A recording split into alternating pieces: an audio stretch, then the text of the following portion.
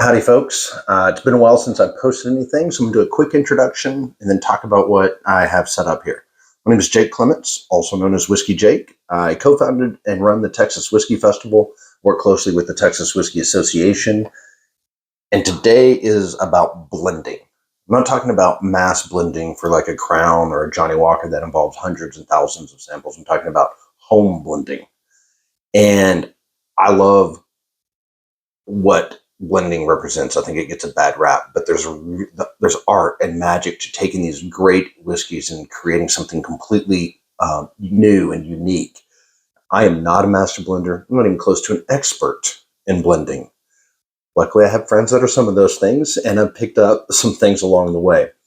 And one of those things is the method of blending that I primarily use whenever I'm doing this for fun. And please, this is for fun. Don't take it too seriously. It's also the same method, though, that we use when creating the Texas Whiskey Festival blend. And that is, think of it like a triangle. You've got your base flavor, you got your mid palate, and then you got an accent flavor. And so all of these videos that I'll be sharing, that's primarily what we're going to talk about. We may do some other things, but you can look at blending a couple different ways. You can set out to create a specific flavor profile, or you can do what I did today, which is randomly choose 3 bottles off of one of these shelves in my house. And those 3 bottles are Still Austin Whiskey Company's Straight Rye Whiskey, Balcones Distilling Lineage Single Malt, and Shire Distilling Company's Percheron Bourbon, which is their bourbon finished with French oak staves. Typically, whenever I'm doing a blend, while it's not complex or complicated, I typically start with equal proportions of all of them. It allows me the opportunity to kind of see how they might work together. You can eyeball it. I am going to use this little graduated cylinder, and my base thing is going to be 15 milliliters. So if I do equal proportions, we're talking about 5. And then as I adjust the ratios, it'll all be based on 15 milliliters. So knowing that I'm going to do equal proportions of them, let's get that started.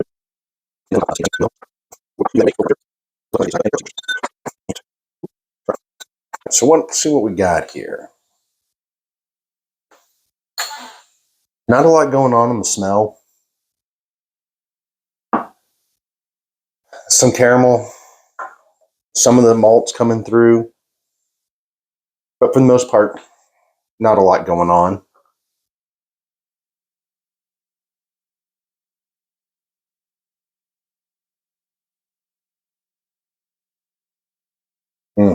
Same on the palate. Oh, don't like that. They're trying to compete, and it's just they don't work well together. You need a leader. And I think for this one, I am going to go with the Balcones being my base. And I'm going to go with 50% of the 15 milliliters as being the Balcones rye, which would be 7.5. Let's see here.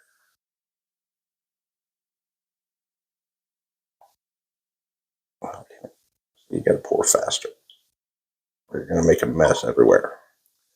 Yeah. I'm terrible about making messes, let's be clear.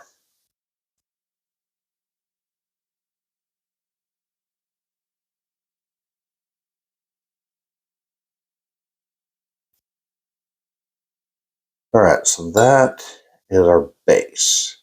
And the reason I chose that is I think the malt characteristics in this particular one has some really strong fruit notes, and I think that will serve as a good base.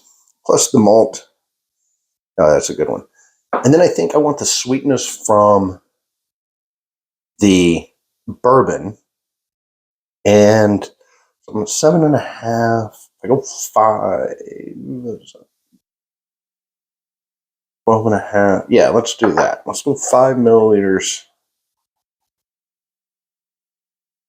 And if you're asking me why I specifically chose that, not like just intuition, I guess. Doing this the as much as I have tells me that I'm going to want the second most amount of liquid in here to be that bourbon and have that sweet note.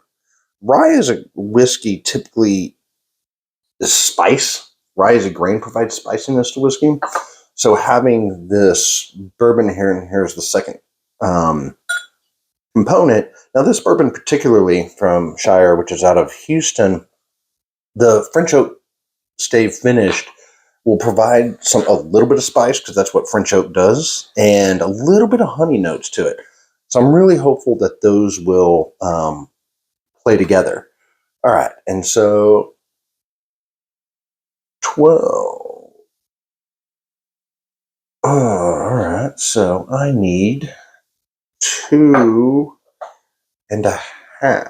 right? 12, 13, 14.5, yes, 2.5 of the rye. What I'm hopeful for is that this will provide just enough spice on the finish without overpowering any of the rest of the palate. And as you get here, notes are really good. I did not take any notes for the equal proportions, but as I'm getting here, I am going to mark what I did that real quick. So five, still 5.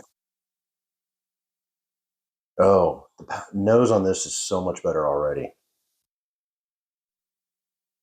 Oh yeah, definitely comparatively speaking. Lots of fighting, not well rounded. You can just tell that it just can't figure out what, and so it's just kind of flat. This, oh, the malt, caramel, breadfruit notes. So far, I really like the way it smells. And guys, however, whatever you smell is whatever you smell. I mean, if that's you're like it's sweet, it's sour, disastrous, whatever. Your notes are your notes. This is to help you along your journey. These are mine, right?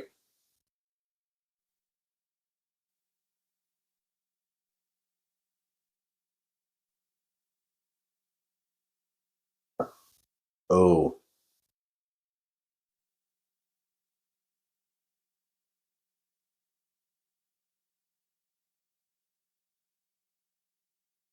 I like that. The malt is definitely the primary flavor. You definitely get the lineage as the primary flavor there. And then on that mid palate, that sweetness from the bourbon really comes through, and that's nice. And then on the end, right there, you get the rye, that black pepper kind of tingle on the tip of your tongue. So it's on a little bit of sweeter, softer, sweet, kind of spicy finish. Mm. All right, I dig that. Um, Now we could tinker with this all day and night, and probably never um, finish with it. But again, this is supposed to be fun. Now, I am going to do one more and switch up the base, and I'm going to use the bourbon as the base, just for shits and giggles. And we'll leave that there to compare that. And I'm going to use the same measurements I did, 7.5, 5, and 2.5, but I'm going to switch it and go Shire, Balcones, and then the rye. Glass. Now, look, guys, if you're blending this for just the night, then great. Whatever you get is going to be perfectly fine. However, if you are blending because it's something you want to bottle and give as a gift, then you're going to want to blend up a sample. And there's, you can get them off Amazon, get an old jar that you cleaned out real well, whatever. You're going to want to blend it up and put it in that jar and put it in a cabinet for a week, 2 weeks, and then come back and try it. because they will change. The flavor profile will change as it sets in the bottle, and they've had time to truly get to know each other and kind of marry together. And so, yeah, you got to think about how you want to do it. I'm just blending this for here and now purposes, and so I'm not too worried about how the flavor profile will change on me at this exact moment. But man, I will tell you a story. We learned that the hard way. When we were doing the second festival blend, we so we came together as myself, the distilleries, and we had this blend we really loved. And so we blended some. I took a larger sample home, and this is, I don't know, 2-3 weeks. We hadn't actually blended it yet, just the sample batches. And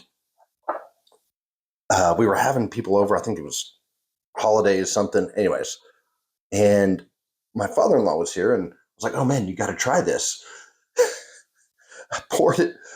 I hadn't tasted it since that day, and he takes one drink, and the look on his face, I just went, "Oh shit, what just happened?"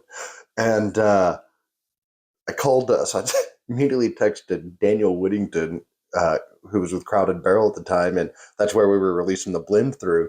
And was like, "Dude, when was the last time you tried it?" He was like, a week or so ago, and it was fine. I was like, "You need to try it." He did. A couple days later, he tried it. And he was like, "Oh yeah, dude, we got to redo this." And so we had to completely redo the blend. And now, luckily, a very talented blender who's now at Balcones, but was there at Crowded Barrel at the time, named Emma Crandall, was there, and she was able to help rescue and save it. And so, yes, we learned the hard way about how much the flavor can change in the bottle over a period of time. Well, we knew that. It was just really shocking. I mean, it was night and day difference. Okay, so this one is the Shire is the base. Balcones is the mid palate, and then still is the accent. Oh, maybe I was wrong. Maybe this is the way to go. Oh man, it's light. Much lighter on the nose than I thought. That caramel really sticks out. Which is what you would think from a bourbon. But those fruit notes, they're kind of coming through from the malt. It's just a light, sweet, kind of fruity-esque aroma.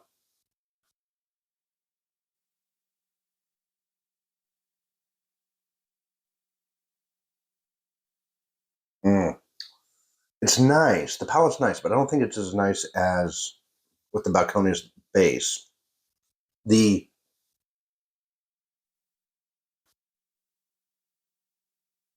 get an initial sweetness,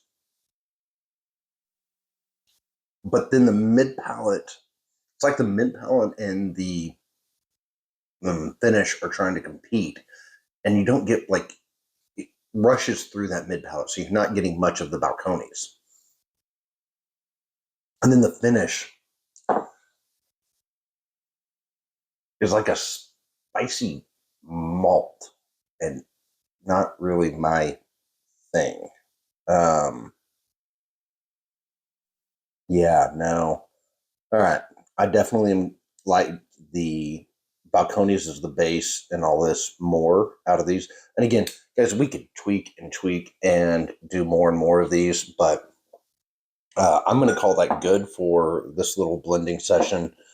If you have these at home and want to do it, I'd love to know what version you liked. And I may blend up a little bit more of this and see what somebody else thinks.